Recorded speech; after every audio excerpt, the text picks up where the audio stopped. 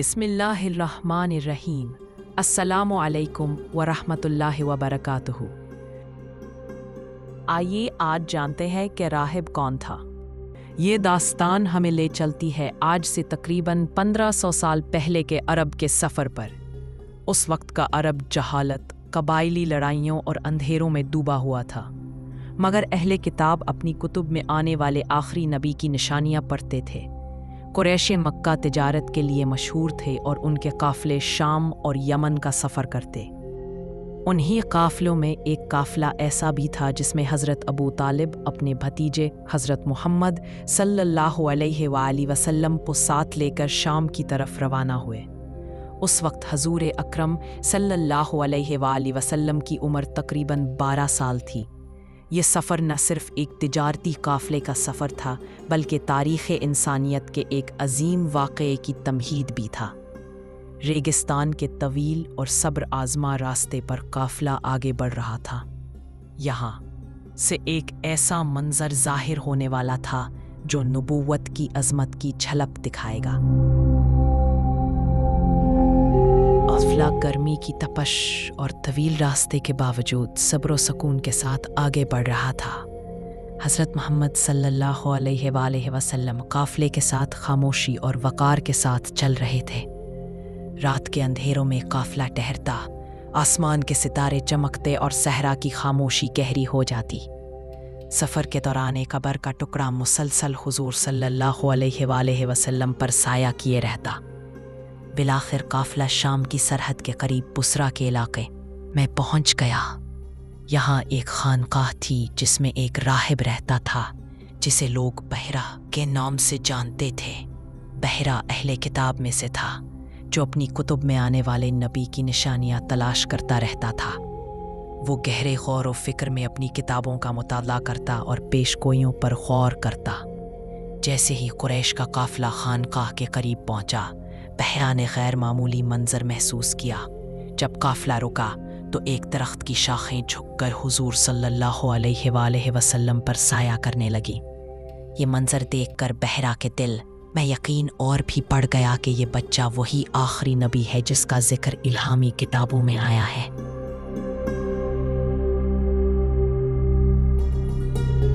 बहीरा ने फौरन फैसला किया कि वो काफ़िले वालों को दावत दे और उस मुबारक बच्चे को करीब से देखे। बहीरा अपनी खानकाह से बाहर आया और काफ़िले वालों को खुशामदीद कहा। कुरैश के लोग हैरान थे क्योंकि बहीरा आम तौर पर किसी को दावत नहीं देता था। बहीरा ने सबको खानकाह के अंदर बुलाकर खाने की दावत दी। सब लोग अंदर चले गए, मगर हज़रत मोहम्मद सल्लल्लाहु अलैहि वसल्लम बाहर एक दरख्त के नीचे तशरीफ़ फरमा रहे। बहीरा ने इधर उधर नज़र दौड़ाई और महसूस किया कि कोई शख्सियत अभी भी गायब है। उसने कुरैश से पूछा, क्या सब लोग आ गए हैं? क्या कोई पीछे तो नहीं रह गया? उन्होंने जवाब दिया कि एक बच्चा बाहर आराम कर रहा है। बहीरा तेज़ी से बाहर निकला और दरख्त के साए तले हज़रत मोहम्मद सल्लल्लाहु अलैहि वसल्लम को देखा। ये मंजर देखते ही बहीरा का दिल भर आया और उसने फौरन कहा, यही वो बच्चा है जिसे मैं तलाश कर रहा था। बहीरा ने हुजूर सल्लल्लाहु अलैहि वसल्लम को इज्जत के साथ अपने पास बिठाया। बहीरा ने नरमी से सवालात किए, ये बच्चा किस ख़ानदान से है? इसके वालिद कहाँ हैं? कुरैश ने बताया कि इसके वालिद हज़रत अब्दुल्ला का इंतकाल हो चुका है और ये अपने चचा अबू तालिब के ज़ेरे कफ़ालत है। बहीरा ने नबूवत की मोहर को देखा जो आप सल्लल्लाहु अलैहि वसल्लम के पुश्त मुबारक पर नुमाया थी। ये देखकर बहीरा ने यकीन कर लिया कि यही अल्लाह के आखिरी नबी हैं। बहीरा ने अबू तालिब को अलहदगी में बुलाकर कहा, इस बच्चे को शाम मत ले जाओ। यहूदी उलमा अगर इसे पहचान गए तो नुकसान पहुंचा सकते हैं। अबू तालिब ने बहीरा की बात को संजीदगी से लिया और अपने भतीजे की हिफाजत का वादा किया।